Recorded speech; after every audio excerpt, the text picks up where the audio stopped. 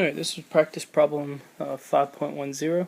When a student mixes 50 milliliters of a 1 molar HCl and 50 milliliters of 1 molar NaOH in a coffee cup calorimeter, the temperature of the resultant solution increases from 21 to 27.5 degrees Celsius. Calculate the enthalpy change for the reaction in kilojoules per mole of HCl. Assuming that the calorimeter loses only a negligible quantity of heat, that is, the total volume of the solution is 100 mils. That means the density is 1 gram per mil, and its specific heat is 4.1 joules per gram Kelvin.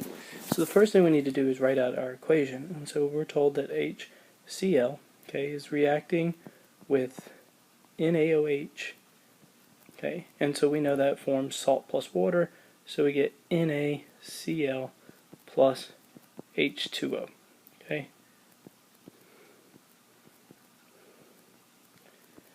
Alright, so the equation's balanced, and then it says that if we think about enthalpy change, what is enthalpy? So we're looking for the enthalpy change per mole of HCl. And if we're looking for enthalpy, we know that means that we're looking for delta H. Well, a coffee cup calorimeter is always at constant pressure, and so then we know delta H is equal to Q.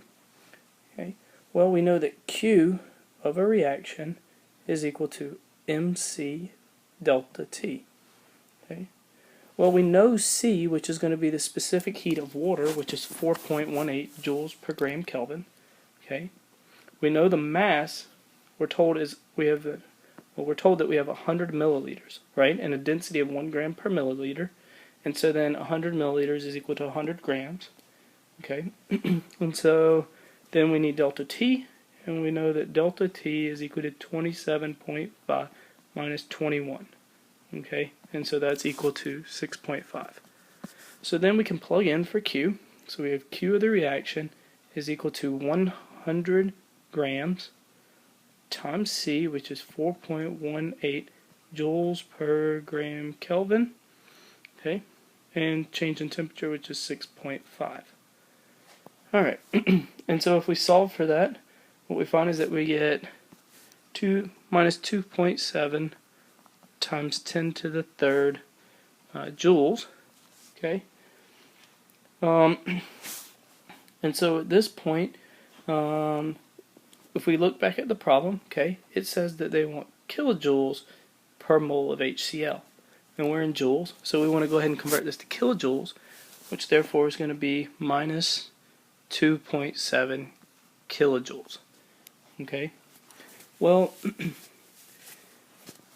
if we go back to the beginning, and it says when a student mixes 50 milliliters of 1 molar HCl and 50 milliliters of 1 molar NaOH, the first thing we need to do is figure out, well, how many moles of HCl is that?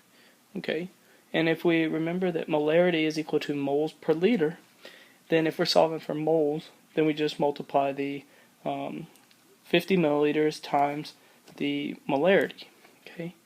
And so at that point we've got 0.050 liters, because we need to be in liters, so we converted 50 milliliters to liters. We're multiplying that by the molarity, which is 1 molar, which is equal to 1 mole per liter. And so our liters are going to cancel, and so we're left with 0.05 moles of HCl. Well, at that point we know that we're looking for kilojoules per mole of HCl, so kilojoules per mole of HCl, so we divide the two. So we get minus 2.7 kilojoules divided by 0.05 moles, and so that's equal to minus 54 kilojoules per mole of HCl.